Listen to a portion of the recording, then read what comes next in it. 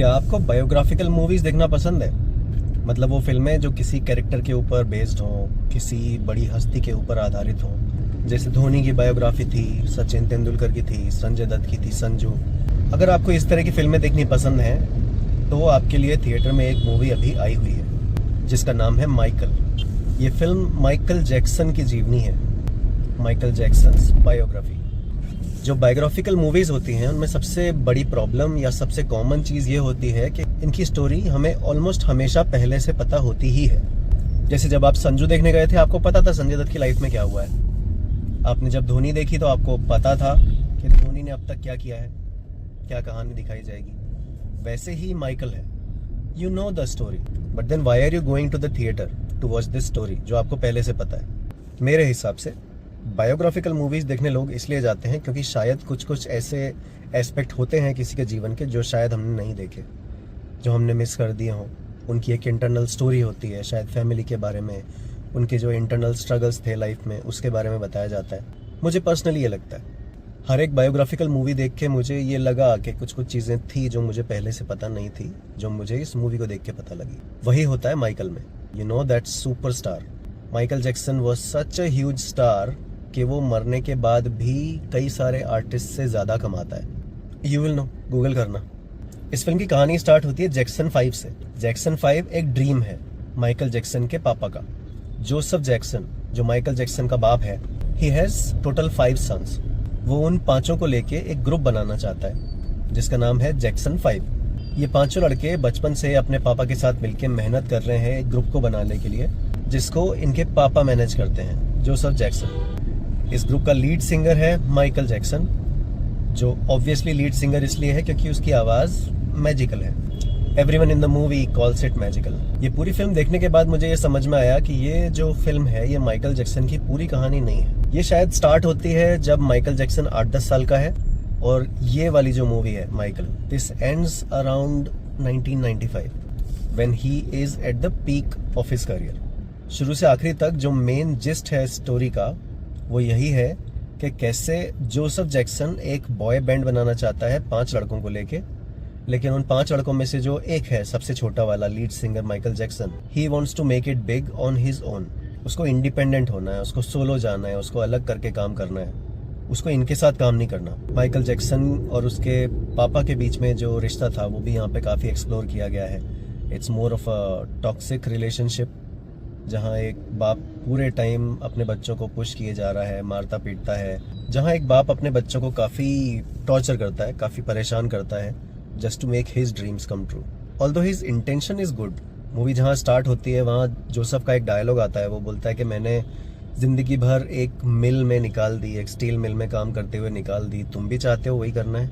अगर तुमको मेरी तरह से घिस घिस के ज़िंदगी नहीं जीनी है तो make something out of your life. You need to be winners not losers. उसके लिए वो सारी मेहनत कर रहा है, वो सारा अरेंजमेंट कर रहा है, पर वो ये भी भूल जाता है कि वो बच्चे हैं, बच्चों को आप एक लेवल के आगे पुश नहीं कर सकते, और वो यहाँ जोसेफ जैक्सन कर रहा है। तो ये पूरी फिल्म इसी चीज़ को एक्सप्लोर कर रही है कि कैसे जोसेफ जैक्सन के प्रेशर के बावजूद माइकल जैक्सन अपना एक मुकाम बनाता है, और मूवी के एंड तक ही becomes a solo artist, he becomes a successful solo artist. That's it, that's the story. अब उसके बाद माइकल जैक्सन की लाइफ में जो कंट्रोवर्सीज हुई हैं वो शायद अगली मूवी में आएंगी, because this movie ends with a to be continued tag. तो शायद आगे 1-2 पार्ट्स और बन सकते हैं जिसमें उसकी पूरी स्टोरी खत्म की जाएगी, दिखाई जाएगी। But this was mainly the making of Michael Jackson the superstar. Now if you talk about Michael Jackson, we can not forget the music, we can not forget the dance. जिस तरह का music उसने create किया, that was revolutionary. जिस तरह के dance steps उसने invent किए, that was revolutionary. And the main actor here, जो यहाँ माइकल जैक्सन का रोल कर रहा है, he has done full justice to it. वो कैरेक्टर में इतना घुस गया है कि लगा ही नहीं कि ये माइकल जैक्सन नहीं है। He is playing the role very convincingly and it is very pleasant to the eyes. Movie देखते टाइम कई जगह पर ऐसा लगता है कि उसने माइकल जैक्सन को घोल के पी लिया है, he has just imbibed his soul. लेकिन ये कई सारे लोगों के साथ सच है। हमारी ही इंडस्ट्री के कई लोग, जैसे ऋतिक है, जावेद जाफरी है, और जितने भी लोग डांसर्स हुए हैं यहाँ पे, मे बी इवन गोविंदा, वो लोग भी माइकल जैक्सन को घोल के पी चुके थे। तो जो लोग उसको आइडलाइज करते थे, the people who used to think of him as god, as music god, as the god of dance, वो तो पूरी तरह से माइकल जैक्सन बन जाते थे। और यहाँ पे भी जो मेन एक्टर है वो यही कर रहा है। I think this actor who is playing the role of Michael Jackson is Michael Jackson's nephew, उसका भतीजा ही है जो प्ले कर रहा है। काफ़ी अच्छा किया है। बीच बीच में कई सीन्स में ये दिखाया कि कैसे वो डांस की बारीकियों को सामने स्क्रीन पर दिखाना चाहता था माइकल जैक्सन, कैसे वो एक डिफरेंट टाइप का म्यूजिक बनाना चाहता था, किस तरह के म्यूजिक को वो बचपन में गाता था, कैसा वो सोलो में बनाना चाहता था। All those things have been explored here, और ये काफ़ी अच्छा लगता है। अभी जैसे कि मैं बार बार बताता रहता हूँ कि मुझे थ्रिलर मूवीज़, मिस्ट्री मूवीज़ काफ़ी अच्छी लगती हैं। This was nothing like this. ये ऐसा है कि भाई पता है, आपको पूरी स्टोरी पता है, आपको पता है क्या होने वाला है, but still on every song you will clap, on every dance performance you will clap, you will whistle. इतना अच्छा है। Biopics are mainly about presentation, और ये वही है। बहुत अच्छा प्रेजेंटेशन, बहुत अच्छे ट्रैक्स, बहुत अच्छा पिक्चराइजेशन, और माइकल जैक्सन की लाइफ के कुछ कुछ ऐसे पहलू जो हमने शायद पहले कभी नहीं देखे, हमको नहीं पता, उनके बारे में भी दिखाया गया है, वो भी यहाँ है। अब जैसे कई लोगों को नहीं पता कि माइकल जैक्सन को कई सारे पेट्स रखने का शौक था, जानवर पालने का शौक था। उसके घर में एक जिराफ है, उसके घर में एक चूहा है, एक चिंपैंजी है, एक लामा है। उसको ये शौक था कि वो हॉस्पिटल में जाके कई सारे बीमार बच्चों से मिलता था, उनका फ्री इलाज करवाता था। अधिकतर मूवीज में ये सारी पॉजिटिव चीजें दिखाई जाती हैं, लेकिन these are the things that were already in the public domain. आपको पता है माइकल जैक्सन ऐसा करता था।